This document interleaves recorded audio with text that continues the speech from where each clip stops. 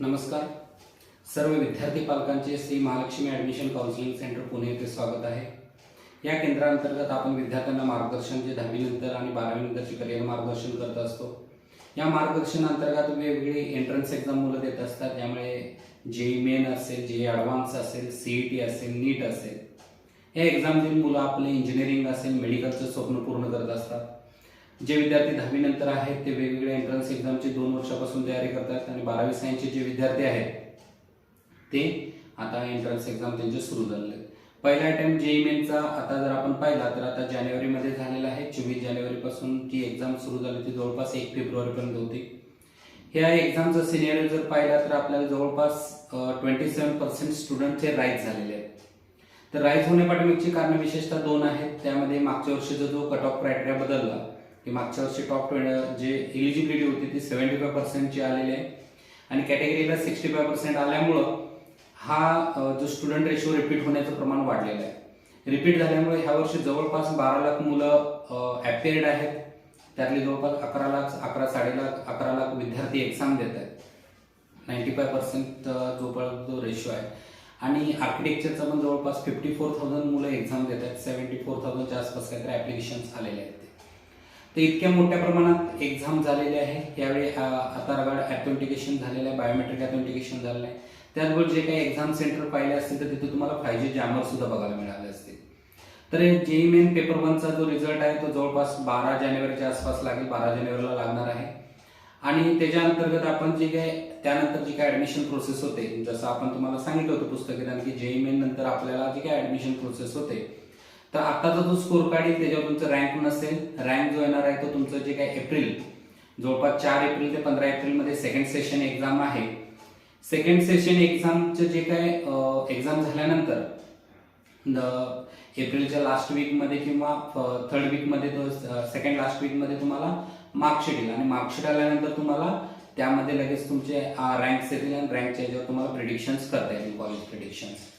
तर ह्या पद्धतीने 2 शेड्यूल्स असणार आहेत. सेशन 1 तर झालेलं आहे. सेशन 2चं जर पाहिलं आपण तर यामध्ये आपण जर बघितलं तर आपल्याला लक्षात येईल की 4 एप्रिल पासून 15 एप्रिल पर्यंत ती एक्झाम आहे. ते सेम जसे आता स्लॉट होते तसेच तुमचे 2 दिवस आधी हॉल तिकीट येतील. हॉल तिकीट डाउनलोड करून जे काय तुमचे एक्झाम सेंटर्स आहेत, एक्झाम सेंटरला जाताना तुमचा फोटो, थंब, साईन, कलर कॉपीमध्ये आधार कार्ड असेल, आधार कार्ड, जे काही मागच्या वेळी जे काही अडचणी आल्या त्या अडचणी न येण्यासाठी तुम्ही जे काही डॉक्युमेंट्स आहेत ते सर्व घरून तयार करून घेऊन जायचं आहे. तर वेबिनार अंतर्गत जसं आपण तुम्हाला सांगितलं होतं की पुस्तक येताना वेबिनारमध्ये आपण ज्या जोसा काउन्सिलिंग बद्दल माहिती सांगणार आहोत. त्याचबरोबर जे IITs, NITs, IIIT, JFT किंवा स्टेट इंजिनिअरिंग कॉलेजेस आहेत याची आपण माहिती सांगणार आहे. वेबिनार थोडासा लेंदी आहे, जवळपास हा लेंदी असल्यामुळं हा आपण 3 पार्टमध्ये डिवाइड करतोय. तर तुम्हाला 3 व्हिडिओज मिळतील युट्यूबला. तर रेग्युलर अपडेटसाठी तुम्ही चॅनलला सबस्क्राईब करा, बेल आयकॉनवर क्लिक करा. त्याचबरोबर तुम्हाला काही ॲडिशनल विषय पाहिजे असतील तर तुम्ही कमेंट्समध्ये तुमचे जे काही प्रॉब्लेम्स असतील तर ते सांगू शकता. तर पार्ट 1 मध्ये आपण जे पाहणार आहोत जोसा काउन्सिलिंगचं इम्पॉर्टंट, त्यामध्ये जेई मेन, जेई ॲडव्हान्स, त्यानंतर शेड्यूल आणि फ्रीज फ्लोट स्लाइड म्हणजे काय हे आपण पार्ट 1 मध्ये पाहणार आहोत. पार्ट 2 मध्ये जोसा काउन्सिलिंग मध्ये required documents, medical fitness certificate, त्यानंतर जे काही कॅटेगरी सर्टिफिकेट्स आहेत त्यांचे कोणकोणते फॉर्मॅट्स आहेत ते पाहणार आहोत. त्यानंतर पार्ट 3 मध्ये आपण जसं सांगितलं की जे कॉलेजेस आहेत त्यांचे सीट मॅट्रिक्स, त्यांचे कट ऑफ्स, त्याचबरोबर IIT बॉम्बेचं फी स्ट्रक्चर, NIT नागपूरचं फी स्ट्रक्चर, IIIT पुणेचं फी स्ट्रक्चर आणि बरंच काही. तर पहिला सेशन आपण सुरू करतोय पार्ट 1. त्यामध्ये आपण JoSAA counselling important, JEE main, JEE advanced, schedule, freeze float slide ह्या गोष्टी आपण पाहणार आहोत. ठीक आहे. तर myself professor Sunil Kamble, BE mechanical, ME mechanical, PhD pursuing from KL university Vijayawada. Total 10 years teaching plus counseling experience starting from Mumbai University 2009 to 2012, then Shivaji University Kolhapur 2012 to 2013, then Bharatiya Vidyapith Pune 2013 to 2014 and current then Savitribai Phule Pune University 2014 to 2017. त्यानंतर आपण आपलं career counselling centre चालू केले आहेत. आपले इंजिनिअरिंगचे classes आहेत. त्या माध्यमातून विद्यार्थ्यांना जनजागृती करण्याचं आपण काम करत असतो. त्या अंतर्गत आपण जे विद्यार्थी CET देतात, JEE देतात, नीट देतात त्यांना आपण मार्गदर्शन करण्याचं काम करतो. त्याचबरोबर आपले मार्केटमध्ये पुस्तकं आहेत. त्या पुस्तकांच्या माध्यमातून आपण ऍडमिशन गायडन्स बद्दल जे आहे, ऍडमिशन गायडन्स बुक म्हणून आहे ते तुम्हाला त्यामध्ये तुम्हाला पूर्ण ऍडमिशनची जेवढी काही शक्य होईल तेवढी आपण माहिती प्रिंट करून दिलेली आहे आणि बाकीची माहिती आपण तुम्हाला यूट्यूब किंवा व्हॉट्सअपच्या माध्यमातून तुमच्यापर्यंत पोहोच करत असतो. त्यानंतर आपलं करिअर काउन्सिलिंग सेंटर आहे, ऍडमिशन काउन्सिलिंग सेंटर आहे. काउन्सिलिंग सेंटर अंतर्गत आपण ऍडमिशन प्रोसेस विद्यार्थ्यांची कंप्लीट करून देत असतो त्यांच्या रँक बेसवर. त्यानंतर आपण जर पाहिलं तर करिअर जो पार्ट 1 येतो त्याला पार्ट म्हणजे 1 म्हणजे ज्याला आपण करिअर आफ्टर 12th सायन्स, जे विद्यार्थी 10वी 12वीचे आहेत त्यांनी काळजीपूर्वक ऐकायचं आहे की 12वी सायन्स नंतर आपण काय काय करू शकतो. तर 12वी सायन्स मध्ये जो पार्ट 1 म्हणतो त्याला आपण पीसीएम ग्रुप म्हणतो. कुठला ग्रुप म्हणतो? पीसीएम. त्याच्यामध्ये फिजिक्स, केमिस्ट्री आणि मॅथमॅटिक्स हे कंपल्सरी सब्जेक्ट्स आले. हे विद्यार्थी इंजिनिअरिंग, आर्किटेक्चर, विशेषतः जसं आपण टेक्निकल मध्ये बनलं तर इंजिनिअरिंग आर्किटेक्चरला जाऊ शकतात. तर ह्यामध्ये आपण फर्स्ट पाहतो, हा व्हिडिओ पूर्णपणे 2023च्या डिटेल्सवर डिपेंड आहे. 2024चे बिझनेस रूल आले की त्याचा एक व्हिडिओ बनवून तुम्हाला पाठवला जाईल. हे फक्त तुम्हाला माहितीसाठी की आपण काय काय करू शकतो ह्याची आपण यामध्ये माहिती देणार आहे. तर यामध्ये आपण जर पाहिलं GA 2023 conducting for all India quota seat are conducted through the following counselling process mention below. First, JOSA counseling.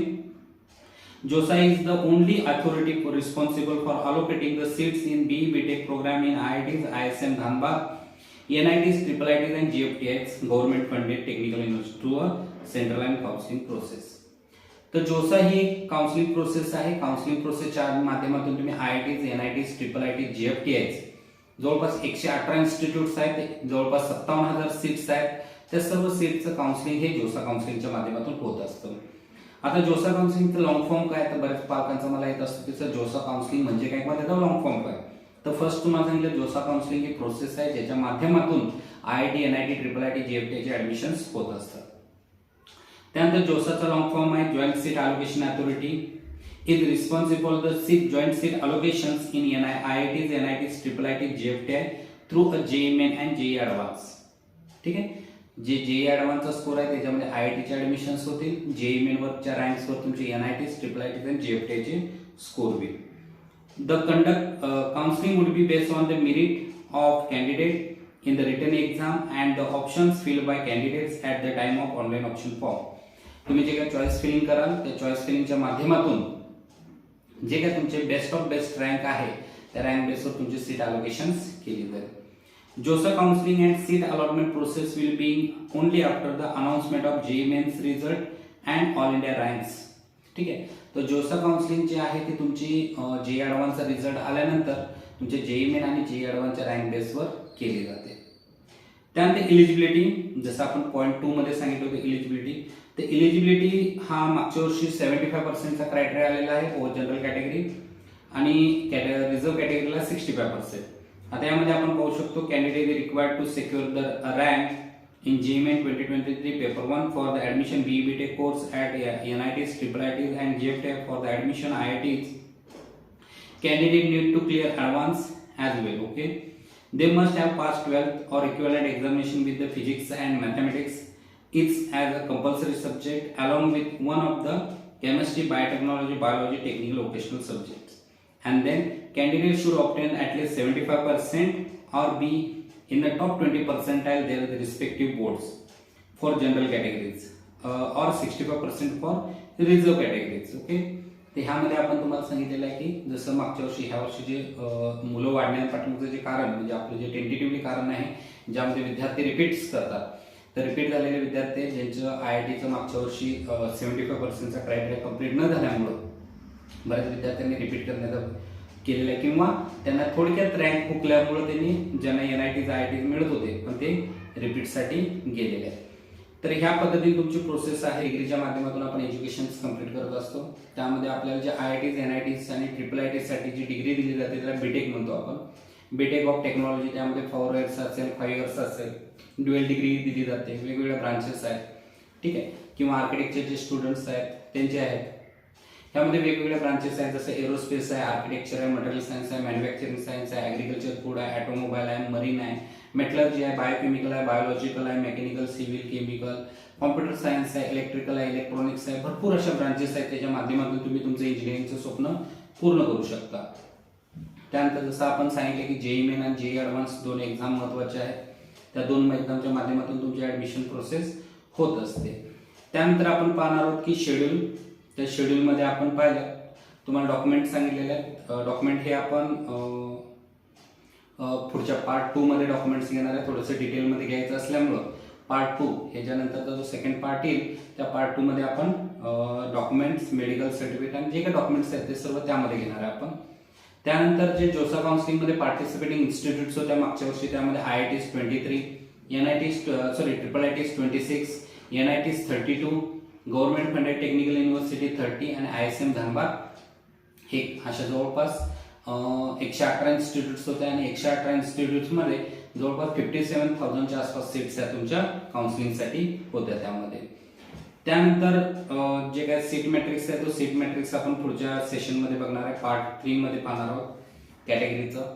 त्यानंतर आपण पाहणार आहोत की जोसा काउन्सिलिंगची प्रोसेस कशी होते. तर जोसा काउन्सिलिंगची प्रोसेस होत असताना तुम्हाला ऑनलाईन रजिस्ट्रेशन करावं लागतं.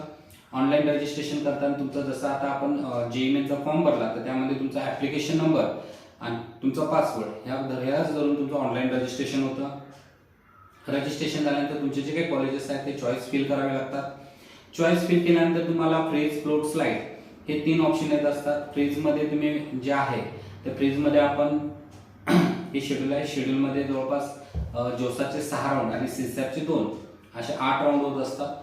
जोसाचे जे IITचे स्टुडंट्स आहेत त्यांना फक्त 6 राऊंड आहेत आणि NIT सिस्टीमसाठी 2. म्हणजे CSAP काय होते की जोसामध्ये जे काही सीट्स वॅकंट राहिलेल्या आहेत त्या CSAPच्या माध्यमातून भरल्या जातात.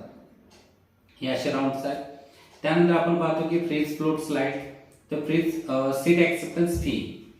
आता सीट ऍक्सेप्टन्स फी जी आहे ती मागच्या वर्षी ओपन OBC EWS कॅन्डिडेटसाठी 40,000 होती आणि SC ST साठी 20,000 होती. तर वेगवेगळी फी स्ट्रक्चर यावर्षी सुद्धा बदलू शकतं. गव्हर्नमेंटचं जे काही रूल्स रेग्युलेशन्स आहेत त्यानुसार जे काही फी स्ट्रक्चर आहे ते तुम्हाला सीट ऍक्सेप्टन्स फी आहे ती बदलू शकते. ठीक आहे. त्यानंतर आपण पाहू फ्रीज, फ्लोट, स्लाइड. तर फ्रीज, फ्लोट, स्लाइड म्हणजे काय? फ्रीज दोज स्टुडंट्स हू आहे ती तुम्हाला हवी आहे, त्याचबरोबर तुमचे वरचे बेटरमेंटसाठी तुम्ही जे हवे आणि तुम्हाला फर्दर राऊंड मध्ये तुम्हाला पार्टिसिपेट व्हायचं नाही तर हे विद्यार्थी तुमची सीट तुम्ही फ्रीज करून तुमचं जे काय आहे ते पार्शियल ऍडमिशन फी करून तुम्ही कॉलेजला जाऊन रिपोर्टिंग करू शकता आफ्टर 6 राऊंड. ज्यावेळी तुम्हाला मेल वगैरे येतो ज्या कॉलेज तुम्हाला अलॉटेड झालेला आहे किंवा त्यांच्या इंडिव्हिज्युअल काउन्सिलिंगमध्ये पार्टिसिपेट करून किंवा मेलवर तुमचे किंवा त्यांच्या वेबसाईटला ज्या पद्धतीने शेड्यूल दिलेलं आहे त्या शेड्यूलनुसार तुम्ही तुमचे डॉक्युमेंटेशन कम्प्लीट करू शकता. सेकंड आहे the float. Student accept the allotted seat and also looking for admission to better preference they will accept it. Such aspirants will be consider for further counselling round. आता float मध्ये काय होतं की ज्या विद्यार्थ्यांना कॉलेज मिळालंय त्यांनी सीट ऍक्सेप्टन्स फी भरली आणि फ्लोट घेतले. फ्लोट मध्ये कसं होतं की समजा आपण जोसा काउन्सिलिंग मध्ये 100 ऑप्शन दिले आणि तुम्हाला 50 नंबरचं कॉलेज मिळालेलं आहे आणि तुम्हाला वाटतं की 50च्या वरचे कॉलेज माझे अजून चांगले आहेत ह्यापेक्षा आणि मला ही सीट पण हवी आणि वरच्या सीटसाठी मला जायचं आहे. मग त्या कंडिशनमध्ये तुम्ही फ्लोट घेऊ शकता. फक्त फ्लोटचा एकच ड्रॉबॅक आहे की वरचा चॉईस मिळाल्यानंतर खालचा चॉईस तुमचा दुसऱ्या कॅन्डिडेटला दिला जातो, त्यामुळे रिव्हर्स सायकल येत नाही, ते अपग्रेड होत राहतं, त्यामुळे त्याची काळजी घ्यायची आहे. त्यानंतर लास्ट येतं स्लाइड. तर slide the candidate accept the allotted seat and also seeking for the admission to academic program of better preference within the same college or institution. Candidate will be considered for further admission process. तर पुढच्या जे suppose तुम्हाला NIT Nagpur मिळालेलं आणि NIT नागपूरचं mechanical मिळालं आणि तुम्ही CS साठी ट्राय करता आणि मला फक्त NIT नागपूरमध्येच ट्राय करायचं आहे तर फिल्ट्रेशन मध्ये काय केलं जातं की स्लाइड ऑप्शन घेऊ शकतात. सेम फ्लोट सारखंच की फ्लोट मध्ये फक्त काय होतं की अपग्रेडेशन होत होतं. स्लाइड मध्ये सुद्धा तुमची सीट रिझर्व राहते. तुम्ही सीट ऍक्सेप्टन्स फी भरलेली असेल तर, पेमेंट केलं नसेल तर तुम्ही सिस्टीमच्या बाहेर जाता. पेमेंट करून जर स्लाइड घेतलं तर त्या कॉलेज अंतर्गत तुम्ही ब्रांच मुवमेंट करू शकता. सेम जर हायर ब्रांच मिळाली तर लोअर ब्रांच हायर ब्रांच म्हणजे अपग्रेडेशन झालं तर जी काही पहिल्या राऊंडला किंवा दुसऱ्या तिसऱ्या राऊंडला जे काही मिळालेलं कॉलेज आहे ते तुमचं निघून जातं. एका वेळी एकच कॉलेज राहतं. तर ह्या पद्धतीने तुमचे जे काय पार्ट 1 मध्ये जे आपण सांगितलं होतं की जोसा काउन्सिलिंगचे इम्पॉर्टंट, JEE मेन आणि JEE ॲडव्हान्सचे इम्पॉर्टंट शेड्यूल, त्यानंतर फ्रीज, फ्लोट, स्लाइड. ठीक आहे. तर आपण सेकंड पार्ट मध्ये पाहणार आहोत की जोसा काउन्सिलिंगचे required documents, medical fitness certificate आणि सर्टिफिकेटचे फॉर्मॅट. जे कॅटेगरी डॉक्युमेंट्स आहेत ते कॅटेगरी विद्यार्थ्यांचे तुमचे डॉक्युमेंटचे फॉर्मॅट हे पाहणार आहोत. पार्ट 3 मध्ये आपण जे विद्यार्थ्यांचे कट ऑफ रँक्स ज्याला आपण सीट मॅट्रिक्स म्हणतो, कॅटेगरीचे जे सीट मॅट्रिक्स आहे त्याचे कट ऑफ्स पाहणार आहोत. त्याचबरोबर IIT बॉम्बे जे IITs आहेत त्यांचे फी स्ट्रक्चर पाहणार आहोत. NIT नागपूर असेल त्यांचं फी स्ट्रक्चर पाहणार आहोत आणि IIIT पुणेचं फी स्ट्रक्चर पाहणार आहोत. ठीक आहे, भेटू पार्ट 2 मध्ये. तसेच सर्व अपडेट्ससाठी किंवा रेग्युलर अपडेट्ससाठी चॅनेलला सबस्क्राईब करा आणि जे विद्यार्थी गरजवंत आहेत त्या विद्यार्थ्यांना हा व्हिडिओ शेअर करा. थँक्यू. भेटू सेकंड पार्ट मध्ये.